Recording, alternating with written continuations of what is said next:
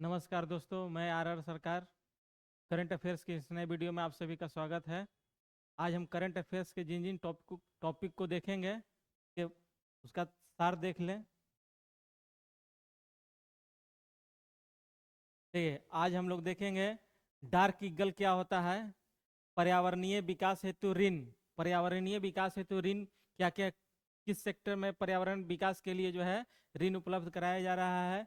Willow क्या है, विश्व स्क्वैश चैंपियनशिप का विजेता कौन बना है, महिला प्रीमियर लीग जो हुआ है, महिला प्रीमियर जिस तरह आईपीएल होता है पुरुषों का, उसी तरह महिलाओं का भी प्रीमियर लीग होता है। उस महिला प्रीमियर लीग में कौन जीता, कौन सा टीम विजेता हुआ।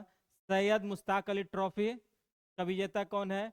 विश्व आयुर्वेद कांग्रेस एवं आरोग्यम सेंट एक्सपो 2024 कहाँ हुआ। किसान कवच क्या है, डीपीआईआईटी क्या है। दूरसंचार प्रौद्योगिकी विकास निधि समझौता। राजस्थान में कितनी राशि की 24 परियोजनाओं का, राजस्थान में जो है कितनी राशि की परियोजनाओं का उद्घाटन किया गया। उसके बाद मौली क्या है, कच्छ क्या है। इमाद वसीम मोहम्मद आमिर जो पाकिस्तान के क्रिकेटर है, इन्होंने संन्यास ले लिया, उनके बारे में जानेंगे। The best FIFA football award जो है किसने जीता। WTA टेनिस का जो प्लेयर ऑफ द ईयर किसे चुना गया। और जॉर्जिया, जॉर्जिया के बारे में जानेंगे। ठीक है, तो इन सब बिंदुओं पे हम लोग क्या करेंगे, चर्चा करेंगे। तो आते हैं एक एक करके सारे प्रश्नों को देखते हैं। ठीक है,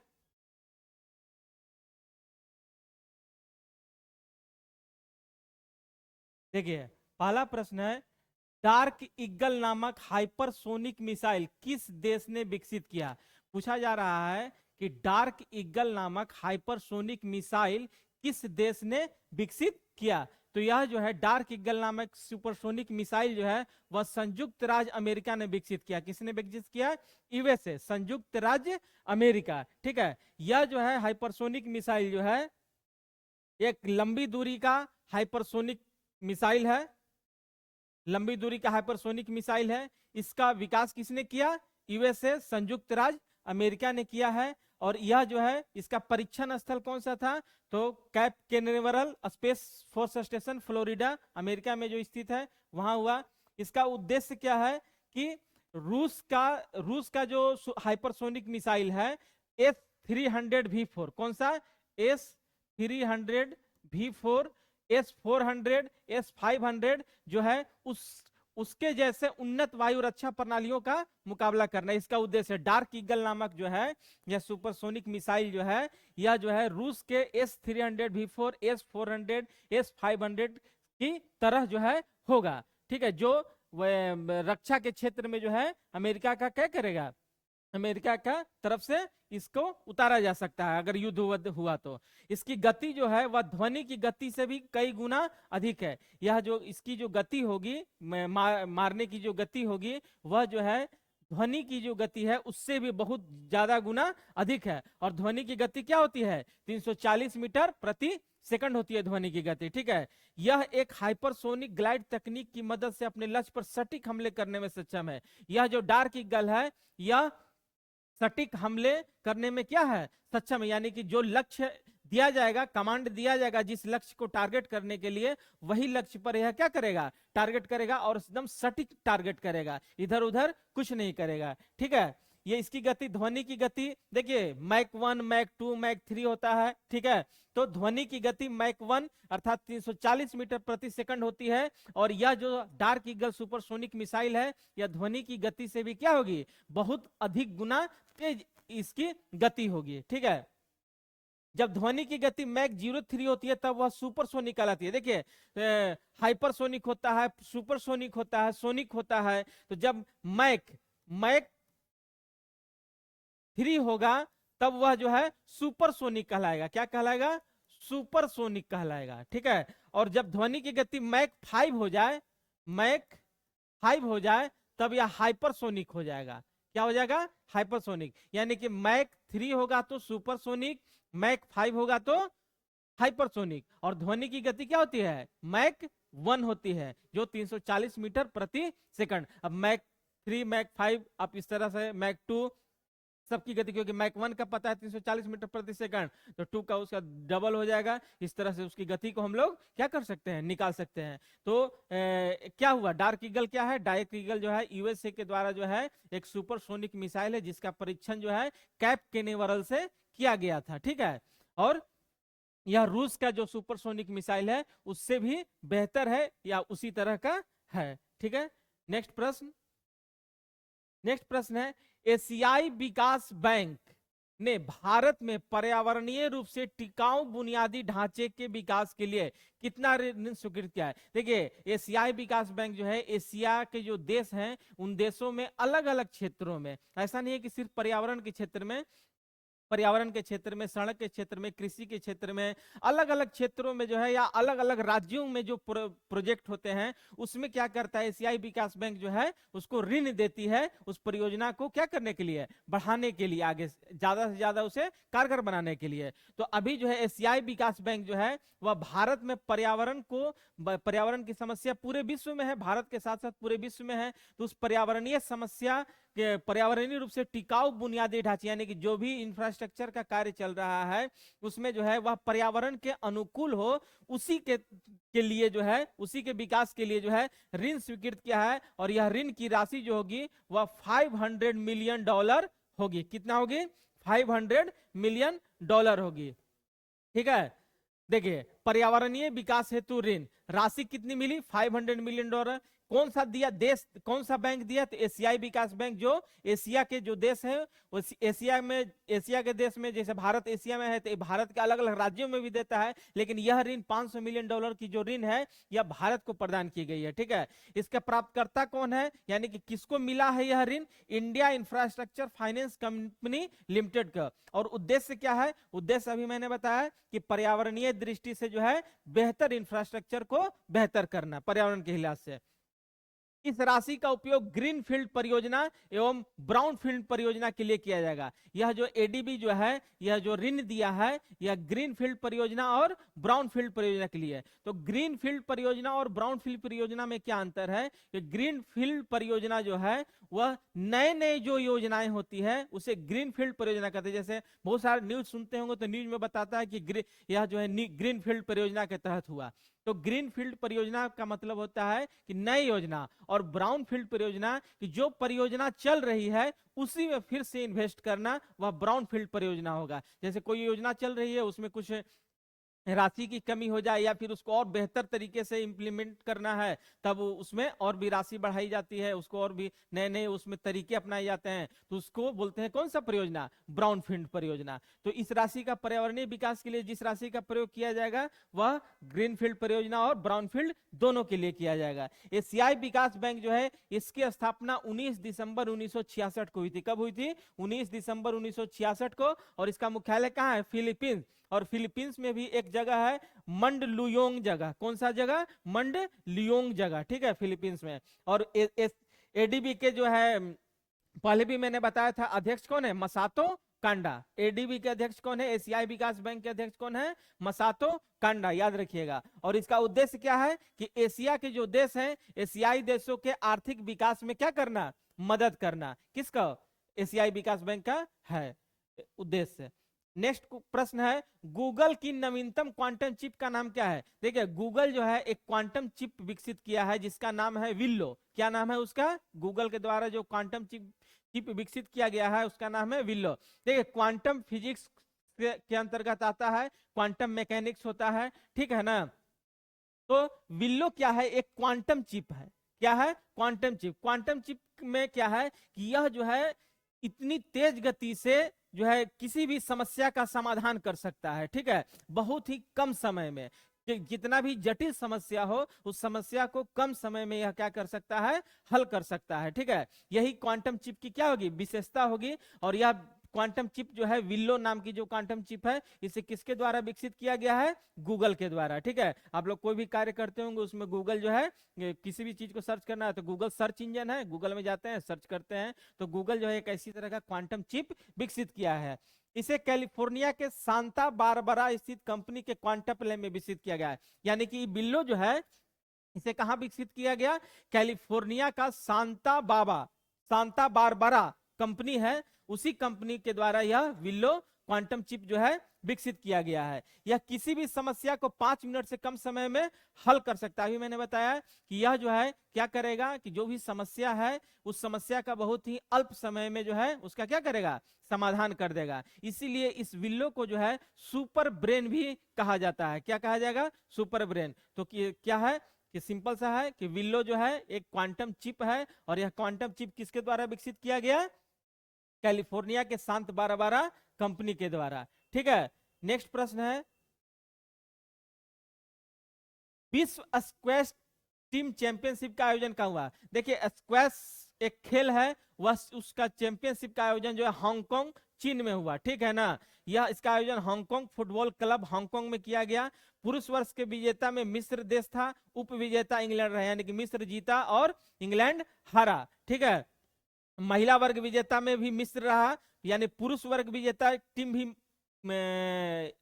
मिस्र रहा और महिला वर्ग विजेता टीम भी मिस्र रहा। ठीक है, और उप विजेता महिला में यूएसए और पुरुष में उप विजेता इंग्लैंड। ठीक है, भारत का स्थान पुरुष वर्ग में 5वां एवं महिला वर्ग में 7वां रहा। जो स्क्वैश खेल हुआ उसमें भारत का स्थान पुरुष वर्ग में 5वां और महिला वर्ग में 7वां रहा। ठीक है, लेकिन जीता कौन, पुरुष और महिला दोनों में मिस्र, जबकि पुरुष में उप विजेता रहा कौन, इंग्लैंड, और महिला में उप विजेता कौन रहा, यूएसए। ठीक है, नेक्स्ट प्रश्न, टाटा महिला प्रीमियर लीग WPL, जिस प्रकार जो है क्या कहते हैं आईपीएल होता है पुरुषों का, उसी प्रकार ओमेन प्रीमियर लीग, ठीक है ना, जिसको बोलते हैं WPL, ओमेन प्रीमियर लीग 2025 के बेंगलुरु में आयोजित नीलामी में सबसे महंगे खिलाड़ी कौन रहे। देखिए WPL आईपीएल अभी होगा, अप्रैल से होगा। ठीक है, WPL ओमेन प्रीमियर लीग का जिस प्रकार पुरुषों का ऑक्शन होता है, उसी प्रकार महिला खिलाड़ियों का भी क्या होता है, ऑक्शन होता है। ठीक है, और उसमें जो है अलग अलग टीम जो है अपने खिलाड़ियों को क्या करती है, चुनती है। तो उसी के तहत जो है इसमें सबसे महंगे खिलाड़ी जो है वह कौन, जैसे पुरुषों का जो ऑक्शन हुआ है उसमें सबसे महंगा खिलाड़ी कौन बना है, ऋषभ पंत। ठीक है ना, कौन, ऋषभ पंत। उसी प्रकार महिलाओं में सिमरन शेख, कौन, सिमरन शेख गुजरात जायंट्स खरीदा है, कितना में, 1,90,00,000 रुपए में, कितना में, 1,90,00,000 रुपए में। महिला प्रीमियर लीग की शुरुआत जो है जो ऑक्शन हुआ वह बंगलुरु में हुआ, और महिला प्रीमियर लीग में टोटल 5 टीमें शामिल है, आरसीबी है, गुजरात जायंट्स है, चेन्नई है। ठीक है, अब तक की सबसे महंगी खिलाड़ी स्मृति ईरानी है। अभी WPL के जो इतिहास है वह वोमेन प्रीमियर लीग का जो इतिहास है उस इतिहास में सबसे महंगे खिलाड़ी के रूप में जो है स्मृति मंधाना है, और पुरुष में सबसे महंगे खिलाड़ी के रूप में कौन बन गया है, ऋषभ पंत। ठीक है, स्मृति मंधाना जो है वह 3,40,00,000 रुपए में खरीदी गई थी आरसीबी के द्वारा। ठीक है, तो यह था महिला प्रीमियर लीग। नेक्स्ट प्रश्न है, सैयद मुश्ताक अली ट्रॉफी 2024-25 की विजेता टीम कौन है। सैयद मुश्ताक अली ट्रॉफी टीम जो है, चैंपियंस ट्रॉफी जो है उसके विजेता जो है कौन, मुंबई है। कौन है, सैयद मुश्ताक अली ट्रॉफी 2024-25 के विजेता कौन है, मुंबई है। देखिए सैयद मुश्ताक अली ट्रॉफी जो है यह बीसीसीआई के द्वारा जो है क्या की जाती है, आयोजित की जाती है। बीसीसीआई जो है रणजी ट्रॉफी आयोजित करता है, फिर जो है क्या कहते हैं अलग अलग खेल, भारत का जो मैच होता है उसका आयोजन करता कौन है, भारत का क्रिकेट का कंट्रोलर कौन है, बीसीसीआई है। तो सैयद मुश्ताक अली ट्रॉफी जो है यह क्रिकेट से संबंधित एक ट्रॉफी है, और इसका आयोजन कौन करता है, बीसीसीआई करता है। इसका आयोजन प्रत्येक वर्ष होता है, और T20 यानी कि 20-20 ओवर का एक खेल है। ठीक है, इसमें टोटल 38 टीम भाग लेती है, और विजेता कौन था इस बार का, मुंबई था, और इस मुंबई टीम के कप्तान कौन थे, श्रेयस अय्यर थे। ठीक है, उप विजेता मध्य प्रदेश रहा, यानी कि मुंबई जो है किसको हराया, मध्य प्रदेश को हराया। Player of this series Ajinkya Rahane को मिला, भी मुंबई के हैं। ठीक है, इन्होंने 469 रन बनाया। ठीक है, और उच्चतम स्कोर तिलक वर्मा जो हैदराबाद की तरफ से खेलते हैं, उन्होंने 51 रन बनाया। सबसे ज्यादा स्कोर किसने किया था, इस ट्रॉफी में सर्वाधिक बार तमिलनाडु जीता है, यानी कि सैयद मुश्ताक अली ट्रॉफी जो है इसमें सबसे ज्यादा बार जीतने वाला टीम कौन है, तमिलनाडु 3 बार, जबकि मुंबई जो है लगातार 2 बार यह ट्रॉफी जीता है। और इसका आयोजन प्रत्येक वर्ष होता है, यह T20 क्रिकेट है। ठीक है, सैयद मुश्ताक अली, एग्जाम में प्रश्न ये भी आता है कि ये सैयद मुश्ताक अली ट्रॉफी का संबंध किस खेल से है, तो इसका कौन सा आंसर हो जाएगा, क्रिकेट हो जाएगा। ठीक है, नेक्स्ट प्रश्न है 10वां विश्व आयुर्वेद कांग्रेस एवं आरोग्यम एक्सपो 2024 कहाँ होगा। देखिए 10वां विश्व आयुर्वेद एक्सपो कार्यक्रम जो है यह देहरादून में आयोजित हुआ। कहाँ हुआ? देहरादून में आयोजित हुआ। देहरादून उत्तराखंड में है, ठीक है। झारखंड, उत्तराखंड और छत्तीसगढ़ एक साथ बना था, ठीक है। उत्तराखंड यूपी से अलग होकर बना था।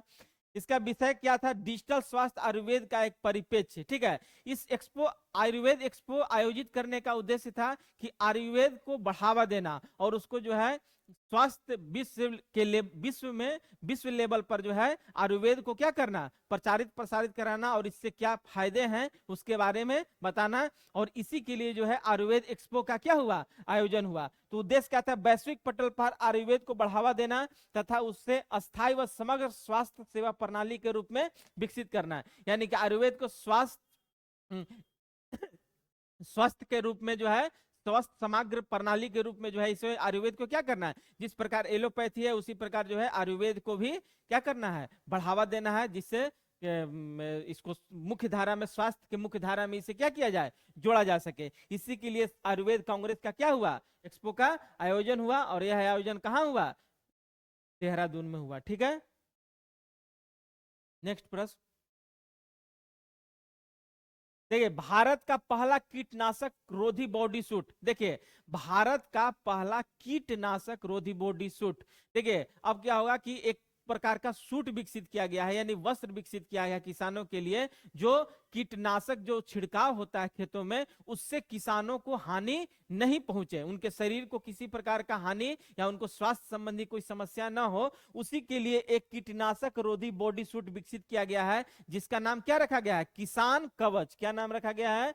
किसान कवच। यह भारत का पहला कीटनाशक रोधी बॉडी सूट है। इसका उद्देश्य है, अभी मैंने बताया, किसानों को खेतों में कीटनाशकों के हानिकारक प्रभाव से बचाना। यानी कि जब किसान जो है खेतों में छिड़काव करते हैं तो वह छिड़काव के समय में उन्हें किसी प्रकार का हानि न पहुंचे, ठीक है, उसी के लिए यह सूट, किसान कवच नामक सूट विकसित किया है। और इसे विकसित किसने किया है? ब्रिक इंस्टेम बेंगलुरु एवं सेपियो हेल्थ प्राइवेट लिमिटेड, यह दोनों ने मिलकर, यह दोनों कंपनी मिलकर जो है इस सूट को क्या किया है? विकसित किया है। यह पर्यावरण के लिहाज से भी क्या है? सुरक्षित है। और इसका ऐसा नहीं है कि इसका इस्तेमाल जो है किए और लिखो फेंको टाइप का नहीं है, किए इसका इस्तेमाल और पुनः जो जिस प्रकार कपड़ा हम लोग जो है पहनते हैं, धो देते हैं फिर पहनते हैं, उसी प्रकार इस सूट को भी इस्तेमाल जो है हम लोग धो के पुनः पहना जा सकता है इस सूट को, ठीक है। तो यह था क्या? किसान कवच, जो कीटनाशक रोधी बॉडी सूट था, ठीक है। नेक्स्ट प्रश्न है, डीपीआईआईटी एवं एचडीएफसी बैंक ने किस उद्देश्य की पूर्ति के लिए समझौता किया है? देखिए डीपीआईआईटी संवर्धन बोर्ड जो है और एचडीएफसी बैंक जो है, वह जो है स्टार्टअप जो योजना चल रही है, उस स्टार्टअप को बढ़ावा देने के लिए इन दोनों ने क्या किया है? मिलकर एक समझौता किया है, जिससे स्टार्टअप के क्षेत्र में लोगों को क्या किया जाए? बढ़ावा दिया जाए, या फिर अगर उनका स्किल डेवलपमेंट करना है उस क्षेत्र में तो उस स्किल को क्या किया जाए? डेवलप किया जाए। डीपीआईआईटी क्या है कि department for promotion of industry and internal trade, उद्योग संवर्धन और आंतरिक व्यापार विभाग, डीपीआईआईटी, जिसकी स्थापना 1995 में हुई थी। और यह सांख्यिकी एवं क्रियान्वयन मंत्रालय भारत सरकार के तहत क्या करती है? कार्य करती है। कौन? डीपीआईआईटी, ठीक है। इसके वर्तमान मंत्री कौन है? राव इंद्रजीत सिंह है, ठीक है। डीपीआईआई सांख्यिकी एवं का मंत्रालय के जो मंत्री है उनका नाम क्या है? राव इंद्रजीत सिंह नाम है उनका, ठीक है। एचडीएफसी, एचडीएफसी का फुल फॉर्म क्या है? Housing development finance corporation. HDFC एक बैंक है जिसकी स्थापना जो है 1994 में हुआ था, लेकिन यह 1995 से कार्य करना शुरू किया। 1994 में स्थापित हुआ था, ठीक है, लेकिन यह 1995 से कार्य करना शुरू किया था। और इसके संस्थापक थे वीवू वर्गीज। कौन थे? वीवू वर्गीज। और इनका मुख्यालय क्या है? एचडीएफसी बैंक का मुंबई में है, ठीक है। और इसके अभी वर्तमान में अध्यक्ष है जिनका नाम है शशिधर जगदीशन। यह पहले भी मैंने बताया था, पहले क्लास में मैंने बताया है। एचडीएफसी बैंक का अध्यक्ष कौन है? शशिधर जगदीशन, ठीक है। तो यही जो है डीपीआईआईटी और एचडीएफसी बैंक के बीच में जो है समझौता हुआ है। किस चीज के लिए समझौता हुआ? स्टार्टअप को बढ़ावा देने के लिए, सशक्त बनाने के लिए, ठीक है। नेक्स्ट प्रश्न है, दूरसंचार प्रौद्योगिकी विकास निधि के लिए किसके बीच समझौता हुआ? दूरसंचार यानी टेलीकम्युनिकेशन टेक्नोलॉजी जो है उसके विकास के लिए जो है किसके बीच समझौता हुआ है? तो सी डॉट, ठीक है ना, सेंटर फॉर डेवलपमेंट टेलीमीटीज और सिलीजियम सर्किट्स प्राइवेट लिमिटेड, इन दोनों कंपनियों के बीच में क्या हुआ है कि जो टेलीकम्युनिकेशन टेक्नोलॉजी है उसको बढ़ावा देने के लिए जो है इन दोनों के बीच में समझौता हुआ है। उद्देश्य क्या है? बिजली दक्षता, उच्च गति डेटा संचरण, मजबूत सिग्नल अखंडता जैसी प्रमुख चुनौतियों का समाधान कर भारत के उपग्रह संचार तंत्र में नवाचार को बढ़ावा देना। यानी कि ये समझौता से फायदा क्या होगा कि बिजली में दक्षता लाई जाएगी, ठीक है ना, उसके अलावा जो दूर संचार में जो सिग्नल का जो प्रॉब्लम है, ठीक है, उस प्रॉब्लम को क्या किया जाएगा? दूर किया जाएगा, उसका समाधान किया जाएगा। और उपग्रह संचार प्रणाली में जो परेशानियां हैं उस जो आती हैं, जो दिखते हैं समस्याएं हैं, उस समस्याओं को भी इसके माध्यम से क्या किया जाएगा? दूर किया जाएगा। और इस दोनों को दूर करने में क्या करेगा? सी डॉट और सीजीएम कंपनी दोनों मिलकर क्या करेंगे? एक कार्य करेंगे, ठीक है। सी डॉट जो है, सी डॉट की स्थापना, सी डॉट का मतलब सेंटर फॉर डेवलपमेंट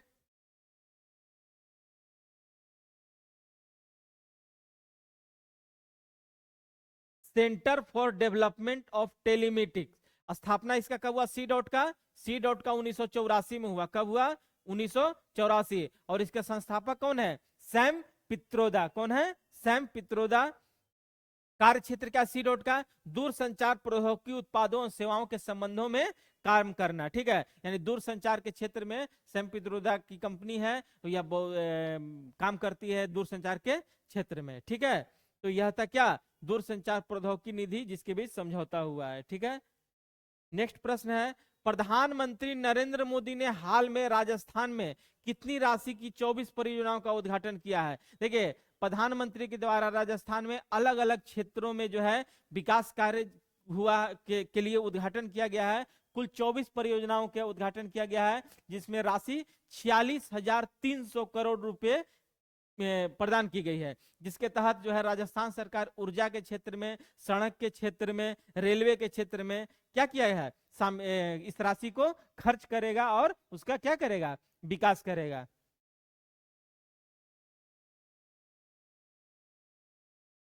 नेक्स्ट है, 38वें राष्ट्रीय खेल का शुभंकर का नाम क्या है? देखिए, जो 38वां राष्ट्रीय खेल होगा उसके शुभंकर का नाम है मौली। क्या नाम है? मौली। मौली जो है यह 38वें राष्ट्रीय खेल का शुभंकर है, जिसका अनावरण महाराणा प्रताप स्पोर्ट्स कॉलेज देहरादून में हुआ। देखिए, देहरादून का एक कॉलेज है महाराणा प्रताप स्पोर्ट्स कॉलेज, ठीक है। वहीं पर इसका मौली जो शुभंकर है उसका उद्घाटन अनावरण किया गया, ठीक है। मौली एक्चुअल में या उत्तराखंड का एक पक्षी है जिसका नाम है मोनल, ठीक है।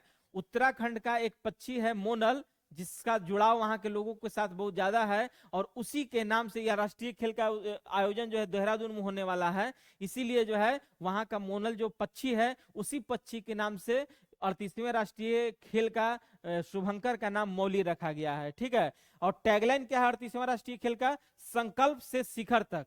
संकल्प से शिखर तक, यानी कि आप किसी कार्य को करने के लिए संकल्प लीजिए और उस संकल्प को पूरा करके उसकी नई ऊंचाइयों तक क्या कीजिए? पहुंचिए। इस खेल में पहली बार योग एवं मल्लखंब, देखिए 38वां राष्ट्रीय खेल जो है ये इसलिए भी चर्चा में है, महत्वपूर्ण है, क्योंकि इसमें योग और मल्लखंब, मल्लखंब क्या होता है? एक डंडा टाइप का होता है पॉल, और उसी पे क्या होता है? चढ़ के जो है करतब दिखाया जाता है। और योग, दोनों खेलों को क्या किया गया? 38वें खेल राष्ट्रीय खेल में शामिल किया गया है। भारत में पहली बार राष्ट्रीय खेल का आयोजन वर्ष 1944 में बंबई में हुआ था। देखिए, भारत में राष्ट्रीय खेल जो है इसका आयोजन पहली बार बॉम्बे में हुआ था, लेकिन क्या कहते हैं, ओलंपिक के तर्ज पर, पहले ओलंपिक होता था, ओलंपिक के तर्ज पर जो है पहला जो खेल हुआ था वह लखनऊ में हुआ था। कहां हुआ था? लखनऊ में। लेकिन राष्ट्रीय खेल का आयोजन पहली बार कहां हुआ? 1940 में बंबई में, जब भारत आजाद नहीं हुआ था तब। भारत का राष्ट्रीय खेल दिवस 29 अगस्त को मनाया जाता है। ये जो राष्ट्रीय खेल है, इस राष्ट्रीय खेल दिवस कब मनाया जाता है? 29 अगस्त को, ठीक है। तो 38वां राष्ट्रीय खेल कहां होगा? देहरादून में होगा। उसका शुभंकर क्या है? मौली है, ठीक है। टैगलाइन क्या है? संकल्प से शिखर तक। नेक्स्ट प्रश्न है, गुजरात के किस जिले में पर्यटन को बढ़ावा देने के लिए रेगिस्तान पर्यटन सर्किट का स्थापना हुआ? देखिए, गुजरात के किस जिले में रेगिस्तान पर्यटन सर्किट, रेगिस्तान पर्यटन सर्किट का स्थापना किया गया है? तो कच्छ। कच्छ जो है गुजरात का एक जिला है। कच्छ का रण जो है फेमस है, एक दलदली क्षेत्र है, दलदली रेगिस्तान है, नमक वाला दलदली रेगिस्तान है। ठीक है, तो गुजरात के कच्छ जिले में रेगिस्तान पर्यटन सर्किट स्थापित होगा। पर्यटन सर्किट स्थापित होने से क्या होगा कि लोग जो है जाएंगे, उस जगह को देखेंगे और उसका बारे में जो है जानकारी प्राप्त करेंगे, जिससे पर्यटन को बढ़ावा मिलेगा। पर जब लोग वहां जाएंगे पर्यटन के उद्देश्य से, तो वहां के स्थानीय लोगों का रोजगार भी बढ़ेगा। ठीक है, अर्थव्यवस्था में योगदान भी आएगा। तो कच्छ क्या है? गुजरात का राज्य में स्थित एक नमक दलदल वाला क्या है? रेगिस्तान है। और यह जो कच्छ जो है, इसका संबंध सिंधु घाटी सभ्यता, हड़प्पा सभ्यता जो है, हड़प्पा सभ्यता की खोज किसने की थी? दयाराम साहनी के द्वारा किया गया था। ठीक है, तो उस सभ्यता से इसका संबंध जोड़ा जाता है, क्योंकि उस सभ्यता में भी यह जगह थी। और यहाँ से के बारे में जो है, जैसे गुजरात का और भी जगह है, एक लोथल है। ठीक है, तो यह था पर्यटन क्षेत्र। नेक्स्ट प्रश्न है, हाल ही में पाकिस्तान के कौन से ऑलराउंडर खिलाड़ी और तेज गेंदबाज ने अंतरराष्ट्रीय क्रिकेट से संन्यास ले लिया? इमाद वसीम और मोहम्मद आमिर। मोहम्मद आमिर वही आमिर है जो क्रिकेट फिक्सिंग, मैच फिक्सिंग में क्या हुआ था, इस पर प्रतिबंध लगा था। तो इमाद वसीम ऑलराउंडर हैं और मोहम्मद आमिर बॉलर हैं। ठीक है, इन दोनों ने पाकिस्तान के तरफ से क्रिकेट खेलता था और इन दोनों ने अंतरराष्ट्रीय क्रिकेट से क्या कर लिया? संन्यास ले लिया। ठीक है, इन दोनों ने अंतिम मैच, यानी मोहम्मद आमिर और इमाद वसीम, इन दोनों ने अपना अंतिम मैच जो है आयरलैंड के खिलाफ खेला है दोनों। ठीक है, 2024 में। वसीम जो है 75 T20 खेले, 55 वनडे खेले, 117 विकेट और 1540 रन बनाए, क्योंकि ऑलराउंडर थे तो विकेट भी लेंगे और रन भी बनाएंगे। और अमीर जो है 159 अंतरराष्ट्रीय मैच में कुल 271 विकेट लिया था। ठीक है, तो याद रखिएगा, इमाद वसीम और मोहम्मद आमिर। नेक्स्ट प्रश्न है, the best FIFA football awards 2024 कहां आयोजित हुआ? The best FIFA football award, FIFA जो है फुटबॉल से संबंधित है, इसका आयोजन जो है दोहा कतर में हुआ। ठीक है ना, गल्फ कंट्री है दोहा कतर। ठीक है, वहीं पर आयोजन हुआ। कौन सा कप का? The best FIFA football award प्रदान किया गया है। यह इसकी नियामक संस्था कौन है? फीफा। आयोजन कहां हुआ? दोहा कतर में। The best FIFA men's player award किसे मिला? मेंस में यानी पुरुषों में विनीसियस जूनियर को, जो ब्राजील के हैं, उन्हें मिला, फुटबॉलर हैं। और द बेस्ट फीफा वुमेन यानी कि महिलाओं में जो बेस्ट अवार्ड मिला वह एटाना बोनमाटी को मिला, जो बार्सिलोना और स्पेन के तरफ, दोनों तरफ से खेलती हैं। कहां से? बार्सिलोना की तरफ से भी और स्पेन की तरफ से भी। और फीफा फेयर प्ले अवार्ड जो है इंटरनेशनल क्लब के थियागो माइया को मिला। ठीक है, तो यह था क्या? फीफा फुटबॉल अवार्ड्स, जिसका आयोजन दोहा कतर में हुआ। ठीक है, नेक्स्ट है WTA player of the year 2024 किसे चुना गया? देखिए, WTA क्या है? टेनिस प्रतियोगिता है, उसके तहत जो है प्लेयर ऑफ द ईयर, यानी कि 2024 के लिए प्लेयर ऑफ द ईयर जो है किसे चुना गया? सवालेंका। कहां की हैं? बेलारूस की हैं। इन्हीं को प्लेयर अवार्ड मिला, टेनिस के लिए बेस्ट प्लेयर अवार्ड मिला है। नेक्स्ट प्रश्न है, हाल ही में किस देश में 11 भारतीय नागरिकों को मौत हो गई जिसका कारण कार्बन मोनोऑक्साइड का रिसाव था? देखिए, कार्बन मोनोऑक्साइड जो है CO जिसको बोलते हैं, उसका रिसाव होने से जॉर्जिया में 11 भारतीयों की क्या हो गई? मौत हो गई। तो यही इसका प्रश्न है, क्या हाल ही में किस देश में 11 भारतीय नागरिकों की मौत हो गई जिसका कारण कार्बन मोनोऑक्साइड का रिसाव था? इसका आंसर कौन सा हो जाएगा? जॉर्जिया हो गया। जॉर्जिया क्या है? यह पूर्वी यूरोप का एक देश है। किस महाद्वीप का है? यूरोप महाद्वीप का है। और यूरोप में भी कौन सा महाद्वीप? पूर्वी महाद्वीप, पूर्वी यूरोप। पूर्वी यूरोप का एक देश है जिसकी राजधानी तिबिलिसी है और राष्ट्रपति मिखेली कावेलासविली हैं। कौन है? मिखेली कावेलासविली। कहां के? जॉर्जिया के राष्ट्रपति हैं। ठीक है, तो याद रखिएगा, जॉर्जिया में मृत्यु हो गई थी।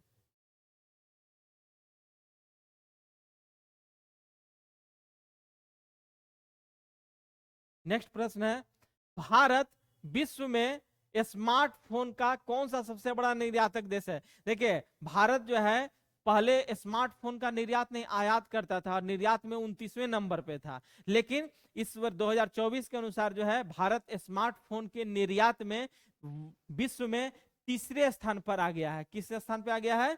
तीसरे स्थान पर आ गया है। तो अब पहले स्थान पे कौन है?